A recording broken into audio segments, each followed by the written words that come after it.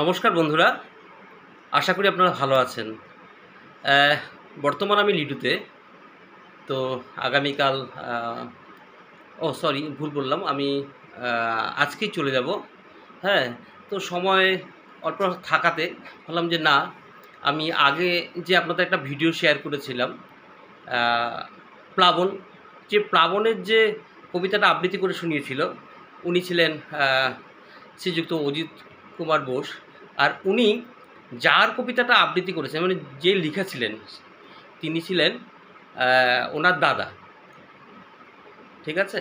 তো সে হলো শ্রীযুক্ত রঞ্জিত কুমার বোস। রঞ্জিত কুমার বোস পরিচয় আমি দিয়েছিলাম ইতিমধ্যে। লিডু বাজার উচ্চ মাধ্যমিক বিদ্যালয়ের উনি বাংলা বিষয়ের একজন শিক্ষক, সহকারী শিক্ষক। আর ওনার আরেকটা পরিচয় আমি বলেছিলাম।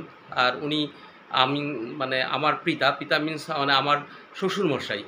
তো ওনার সাথে, তো ওনাকে বলছিলাম যে, আমি রিকোয়েস্ট করেছিলাম যে আপনি কিছু বলুন না আপনার জীবনের কিছু কথা। তা উনি বললেন, ঠিক আছে, আমি তো তেমন না কিছু বলবো না, সামান্য কিছু বলবো। ঠিক আছে, তা আমি বলি, সেই সামান্যটুকুই বলুন। কারণ কি, আপনারা হলো আমাদের মানে একটা সম্পদ স্বরূপ। তো আপনাদের সাথে কিছু কথা বা যেটা বার্তালাপ বা আমরা অন্তরঙ্গ আলাপ বলতে পারি, সেটা আমাদের কাছে একটা সম্পদ হয়ে থাকবে। যাই হোক বন্ধুরা, এবার আমি ক্যামেরা ওনার দিকে ঘুরিয়ে দিচ্ছি। তো ওনার সাথে আমরা কথা বলছি। ঠিক আছে? তা আমি ওনাকে বা আপনি বলে বলি, কখনো তুমি বলেও সম্বোধন করি। তো এখন আমি আপনি বলার থেকে তুমিটা বেশি ভালো লাগছে, বা বা আমি জেনারেলি বলি আর কি, তাই তুমি বলেই বলছি। এই হলো আমার শ্বশুরমশাই অর্থাৎ পিতা রঞ্জিত কুমার বোস। হ্যাঁ বাবা, তুমি যে তোমার ছাত্র জীবনে কোথায় তুমি পড়াশোনা করেছিলা? ছাত্র জীবনে আমি প্রথম পড়াশোনা করেছিলাম লিডু বাজার ঠাকুরবাড়ি স্কুলে। আচ্ছা আচ্ছা ক্লাস 2 থেকে আমি অ্যাডমিশন নিয়েছিলাম। আচ্ছা আচ্ছা। তারপরে লিডু বাজারের মধ্য ইংরেজি বিদ্যালয়ের ষষ্ঠ শ্রেণী পর্যন্ত পড়ে আমি নানা কারণে লামডিং চলে যাই। হ্যাঁ হ্যাঁ হ্যাঁ, ঠাকুর কাছে। ঠিক ঠিক। আর লামডিংয়ের কথাটা আমি আমার স্ত্রীর থেকে শুনেছিলাম, উনি লামডিংয়েও পড়াশোনা করেছে। আর লামডিং তো এমন একটা জায়গা, আমাদের সেই বরাক ভ্যালি আর ব্রহ্মপুত্র ভ্যালির তো একটা মানে যোগাযোগের জায়গা। যাই হোক, লামডিংয়ের কথা শুনি। ওখানে আমি সপ্তম শ্রেণীতে ভর্তি হই বিএমবি হাই স্কুলে। সেখান থেকে আমার ছাত্র জীবনের মোটামুটি চলন শুরু হয়েছিল। এই ছাত্র জীবনে পড়ার সময় যখন আমি ক্লাস 10-এ উঠি, তখন আমার সাথে যে শিক্ষকের পরিচয় হয়েছিল, ওনার নাম দেবব্রত আদিত্য চৌধুরী। ওনার শিক্ষা আমার জীবনে বিরাট প্রভাব বিস্তার করেছে। উনি ছিলেন রবীন্দ্র সাহিত্যের ভাণ্ডার।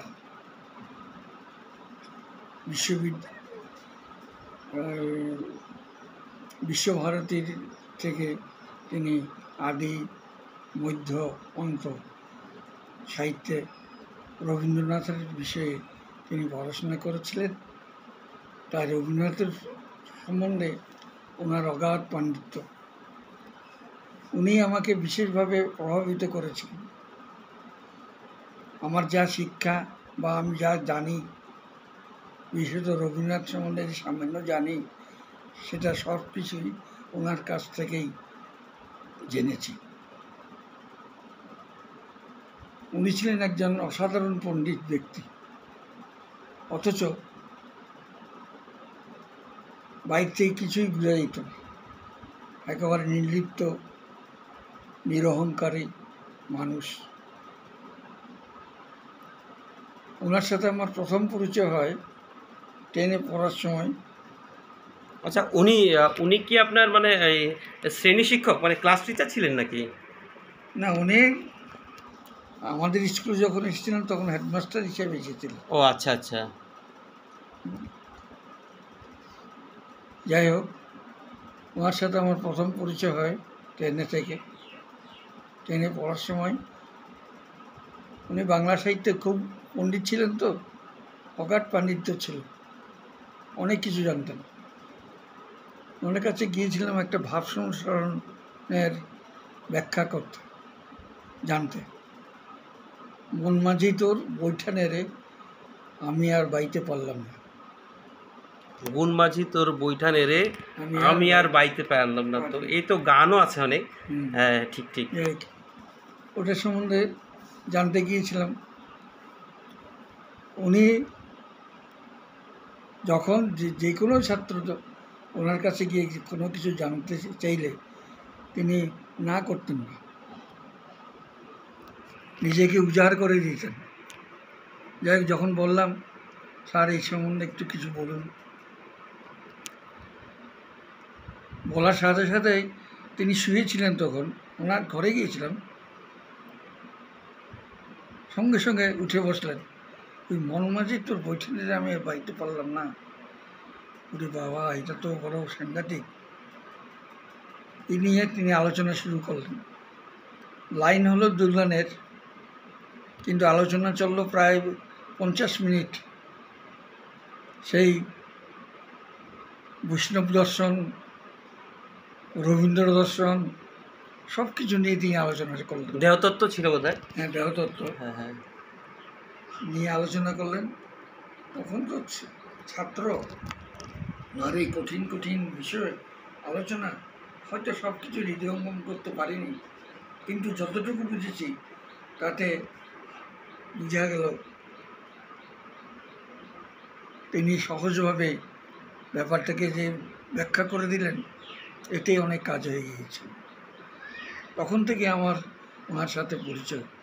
আমি যেতাম ওনার বাড়িতে, নিরহংকারী লোক, সাদাসিধা মানুষ, সবসময় একটা সাদা লং প্যান্ট আর সাদা শার্ট পরে থাকতেন। পোশাক পরিচ্ছদের দিকে ওনার কোনো আকর্ষণই ছিল না। অনেক সময় নোংরা হয়ে থাকতো, ওই জন্য নোংরা কাপড়েই বাইরে স্কুলে চলে আসতেন। আর রবীন্দ্রনাথের এত ভক্ত, কোথাও রাস্তায় চলতে চলতে কোথাও হয়তো রবীন্দ্রসঙ্গীত শুনছেন, মাইকে দাঁড়িয়ে গেলেন, শুনলেন। মানে রবীন্দ্র পাগল, এক ধরনের রবীন্দ্র পাগলই। কারণ কি, এই ধরনের যে নেশা বা আকর্ষণ তো সাধারণত মানে একটা ওই রবীন্দ্র পাগল না হলে হয় না। আর কারণ কি, রবীন্দ্রকে উনি হয়তো ভালোভাবে চিনতে পেরেছিলেন, যার জন্য উনি সেভাবে আকর্ষিত হতে পেরেছিলেন। তো যাই হোক, স্যার কি বর্তমান তো নেই বোধহয় না? আচ্ছা আচ্ছা আচ্ছা। তো আপনার ওই লামডিং থেকে ফেরার পর ওনার সাথে যোগাযোগ হয়েছিল? না, শেষবার যখন আমি যাই লামডিং, আচ্ছা, ওনার সাথে আমি জানতাম না যে তিনি নাই। ওনার সাথে দেখা করতে গেলাম, তখনই জানতে পারলাম যে উনি আর নেই। ওনার পরিবার সবাই কি আছে ওখানে? বিবাহিত ছিলেন না। ও আচ্ছা আচ্ছা আচ্ছা। যাই হোক, ওনার আত্মার সদ্গতি কামনা করি। তো এমন শিক্ষক, এমন সম্পদ হয়তো আমাদের মাঝখানে নেই, কিন্তু আমার জীবনের যে একটা প্রাপ্তি, সেই প্রাপ্তির থেকে আমি বঞ্চিত হলাম। ওনার কাছে উনি যদি থাকতো, আর তখন আমি যদি যেতাম, আরও অনেক কিছু জানতে পারতাম রবীন্দ্রনাথ সম্বন্ধে কিছু। এই প্রসঙ্গে একটা কথা বলি। তখন আমি 10-এ পড়ি, স্যারে বললেন বিদ্যালয়ে রবীন্দ্র জয়ন্তী করা হোক। আমরা বললাম ঠিক আছে। রঞ্জিত, তুমি একটা রচনা দেবে, এই প্রবন্ধ রচনা। আমি স্যার কি ওখানে প্রাচীন ভারত ও রবীন্দ্রনাথ, এটার উপর একটা প্রবন্ধ লেখ। আমি বললাম স্যার, এত পড়াশুনো তো আমার নেই, সামান্য আছে, আমি তোমাকে সাহায্য করছি। এই বলে এই মোটা মোটা কতগুলি বই আমাকে ধরিয়ে দিল। এটা পড়ে নিয়েও জায়গায় জায়গায় অনেক কিছু জানতে পারবে। মোট কথা নিরহংকারী, তো কোনো কিছু অহংকার বলতে ওনার ভিতরে ছিল না। তো আমরা বুঝতে পারি, তা উনি একটা পরশ পাথর ছিলেন বোধহয়। তো ওই রবীন্দ্রের পরশ পাথর, যার ছোঁয়াতে হয়তো আপনার মতো একজন সোনা, মানে বলতে গেলে কি আপনিও একজন আবদ্ধ সম্পদ, বা আমি আপনি বলে দিচ্ছি, কারণ কি সত্যি কথা বলতে গেলে তো আমি তুমি বলি, কিন্তু এখন ব্যাপারটা কী হচ্ছে, তো আমাদের যখন সাহিত্যে বা এই ধরনের কথা হয় তখন ওই আপনি টাপনি চলে আসে। তো বন্ধুরা, সেটাতে আপনারা মার্জনা করবেন আমাকে। আর সত্যি কথা বলতে কি, মানে এই ধরনের কথাগুলো শুনলে আমি একটু ভাবুক হয়ে যাচ্ছি। তো সেই সময়কার যারা ছিল রবীন্দ্র নিয়ে, হ্যাঁ, তারা কত জ্ঞান বা কত জ্ঞানের মানে সমুদ্র হতে পারেন। তো ওনার থেকেই সেই ছোঁয়া, মানে উনি আমার বাবা, তো শ্বশুরমশাই, তো ওনার সেই জ্ঞানের কথা আমি এখানে সকলের মুখে শুনি বা আমার স্ত্রীর থেকে সবসময় শুনতে পারি। তো সেভাবে মানে ভাবলাম যে আপনার সাথে, মানে বাবার সাথে একটু কথা বলি, তো আমি আপনাদের সাথে পরিচয় করিয়ে দিই। কারণ কি এরা আমাদের সম্পদ। তো এই যদি হারিয়ে যায় তো কষ্ট। তার জন্য ওনার কথাগুলো আমাদের একটা সম্পদ হিসাবে থাকলো, বা আজকে এই যে আলোচনা বা আলাপের মাধ্যমে সেই সেই শিক্ষকের, যে শিক্ষকের কথা আমরা ওনার নামটা যেন কী বললাম? দেবব্রত আদিত্য চৌধুরী। দেবব্রত স্বর্গীয় দেবব্রত আদিত্য চৌধুরীকে সম্মান জানানো হলো। তো সেভাবেই তো অনেক কথা আমরা সেই লুপ্ত কথাগুলোকে আমরা জানতে পারবো। হ্যাঁ? যে মানে সেভাবে আমরা জিনিসটা জেনে আমাদেরকে তাদেরকে সম্মান জানাতে পারবো। আর সেইগুলোর থেকে প্রেরণা পেয়ে হয়তো কিছু, কিছু যারা রবীন্দ্র ভক্ত বা আমাদের বাংলা সাহিত্যের আন্দোলনে বা আমাদের সেই বাংলা সাহিত্য অ্যা এগিয়ে যেতে যারা সাহায্য বা এগিয়ে যেতে চায়, তারা নিশ্চয়ই প্রেরণা পাবে। তো সে ধরনের কথা মানে আলোচনা হলে, বা আপনারা যদি মানে সে ধরনের এগিয়ে নিতে চান, তো নিশ্চয়ই এই কথাগুলো স্মরণ করুন। স্মরণ করেই আমরা এগিয়ে চলি।